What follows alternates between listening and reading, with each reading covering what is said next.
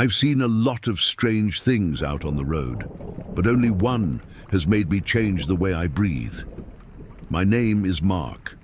I've been a truck driver for 15 years, most of it in Texas, and I used to think the worst a night could do was put you to sleep.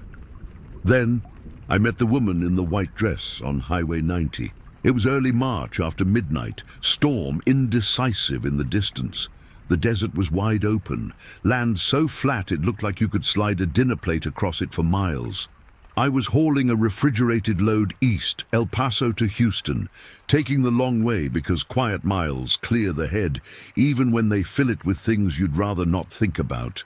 The radio was barely a radio, more static than song. That hiss can be company when you've been awake too long. The dashboard clock said 1:43 a.m. when my high beams caught her. A woman standing right in the center of the lane, barefoot, long white dress, hair tugged by the wind. I hit the brakes hard enough to taste metal. The trailer shoved the tractor, the tires howled, and I stopped 20 feet from her. She didn't flinch, didn't shade her eyes, didn't do any of the human things people do when 60,000 pounds of truck is making a decision in front of them. She just stood there, palms loose at her sides, like the road had grown a person to see whether I'd passed the test. I leaned out the window with my flashlight. "Ma'am, you all right?" Wind answered. The radio hiss cut out completely, and the silence felt like someone had pressed their hand over the night's mouth. I climbed down, boots on asphalt, breath showing though it wasn't cold enough for that. The closer I got, the stranger her stillness felt. Not frightened or frozen, but placed. When my light hit her eyes, they didn't reflect right. Not animal shine, not human either, dull like polished stone. She turned her head slowly, like she wanted me to notice the motion. Her voice came small and steady. "Have you seen my son?" I opened my mouth, but all the words were stuck somewhere my breath couldn't reach. I haven't," I managed. "What's his name?" The wind tugged at her hair, and in the blink that followed, she was gone. Not running, not slipping off the shoulder, gone like a skipped frame. I swung the light across open road and scrub and the flat horizon where lightning stitched pale seams. Nothing. I got back in the cab and locked the doors because instinct doesn't have to be smart to be right. Hands shaking, I checked the dashcam playback. It showed empty asphalt, then her, small in the distance, then closer, too close without the steps between. The timestamp jumped from 1:43 to 1:47, like someone had cut the night and tossed out the middle.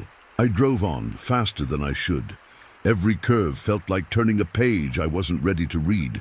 At a rest stop near Sanderson, I pulled beside another rig.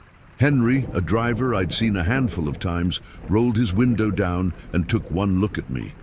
"You saw her," he said, not really asking.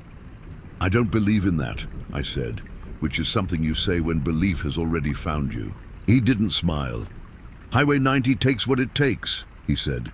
"Folks say she asks about a boy. If you keep listening, you'll start to hear answers you don't want." That night, I heard 3 soft knocks on the passenger door, evenly spaced, like someone teaching themselves patience. I turned on the cab light. The lot was empty. On the glass, faint and wet as breath, were the prints of small fingers. I didn't sleep. Morning came on like a mercy. I delivered my load, went home, and, against my own better judgment, watched the dashcam again. Same jump in time, same wrong way of getting closer.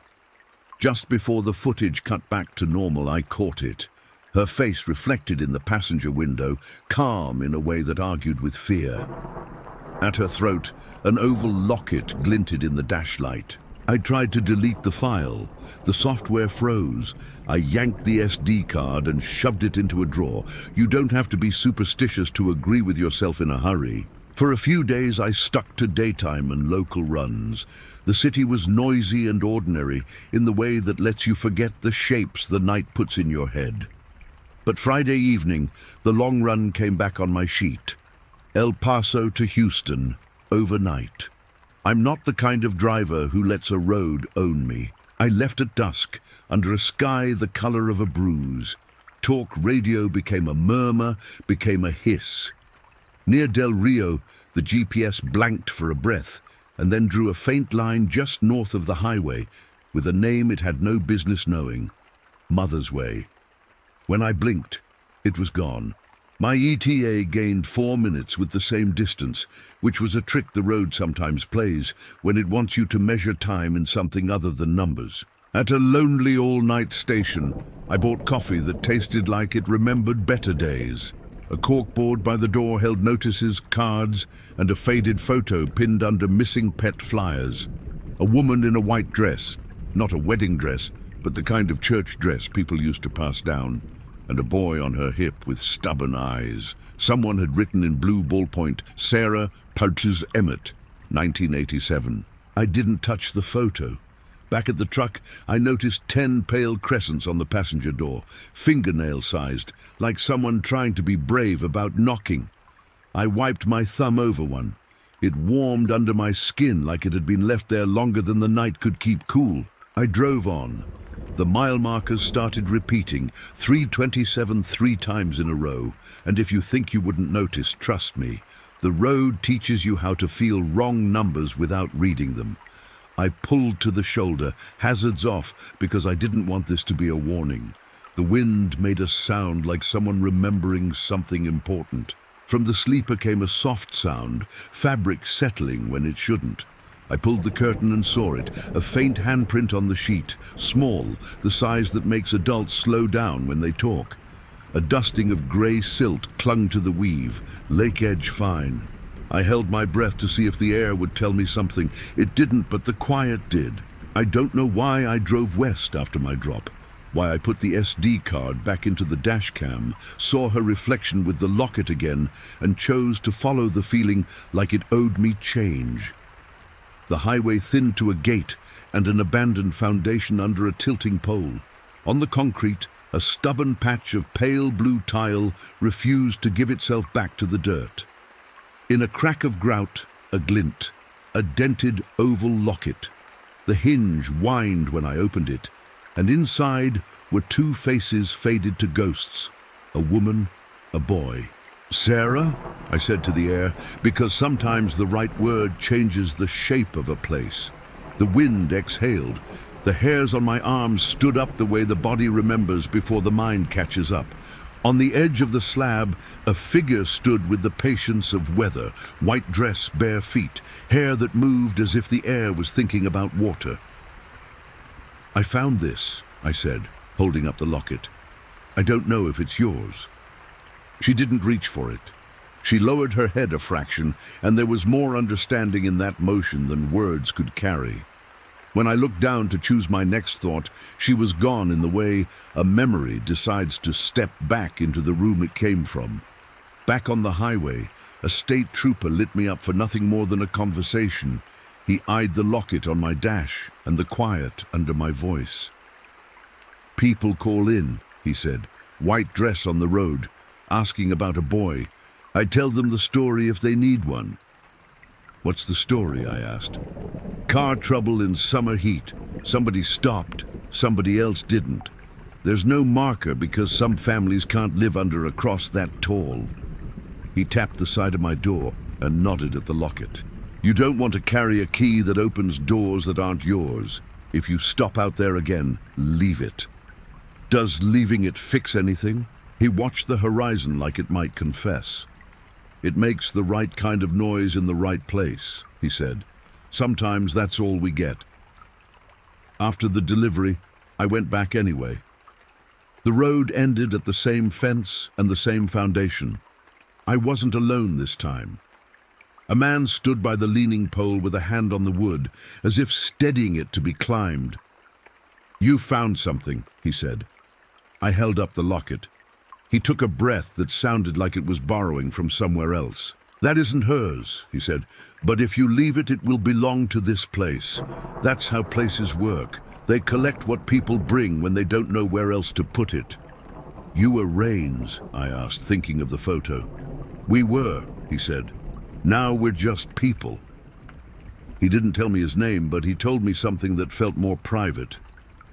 I was in the back seat, he said, when it happened. She didn't die then. She died in pieces after, still looking for me even when I stood in the kitchen. You can be gone to someone without leaving. What am I supposed to do? I asked, which is the question behind a lot of questions on a lot of nights. Drive, he said gently. When she asks, tell her the truth. When you feel him, tell him the truth. You can't take strangers home, but you can keep a place for them until they remember the way. He walked toward the fence line and was part of the field before I could decide whether to follow. I set the locket on the blue tile because I needed the road to know I'd heard it. Then I left because staying had started to feel like pretending I had say-so in a story that wasn't mine. Night had gathered itself by the time I hit the main highway. A pale shape stood on the shoulder ahead, patient as a mile marker. She stepped toward the passenger door as I slowed and angled in, not looking at me, looking out into the dark field as if listening for steps on carpet. I rolled the window down. The air came in with the smell of dry and the electricity of a sky that hadn't yet decided to storm. "Have you seen my son?" she asked. I looked at the seat beside me. The cushion shifted the way it does when you set a small bag down, and it settles deeper than its weight should allow. A soft pressure pressed against the backrest, impatient, curious, trying to see over the dash. "Not yet," I said, but I kept the seat ready. The wind moved across us, and for a second I was certain a child's breath fogged the glass from the inside. The woman tilted her head, the smallest nod to the place where the weight was not, and somehow was. Then she turned toward the field and walked into the dark with the confidence of someone returning to a conversation she never stopped having. I rolled the window up and drove. I didn't look at the clock, I didn't turn on the radio. The truck settled into the note it sings when the night finally lets go of your throat. After that, the road kept its bargain. Not every night, not even most nights, but often enough that I learned to recognize the feeling. The air getting a little heavier over the passenger seat, the faint rustle of fabric without a body to own it, the radio clicking on by itself to a soft hush that sounds like a mother shushing a child already quiet. Sometimes I saw the woman S shape in the mirror at the far edge of the headlight reach. Sometimes I only felt the seat take a small, temporary memory of weight. A week later, east of Kerrville, I stopped at a diner with old pickups in the lot and coffee that apologized for itself. By the register, a gumball machine had one capsule already loose in the tray. Inside was a white oval sticker with peeling gold letters. "If found, bring me home." I didn't put it anywhere people could see. I slid it under the passenger seat cover with the same care you use to tuck a kid in without waking them.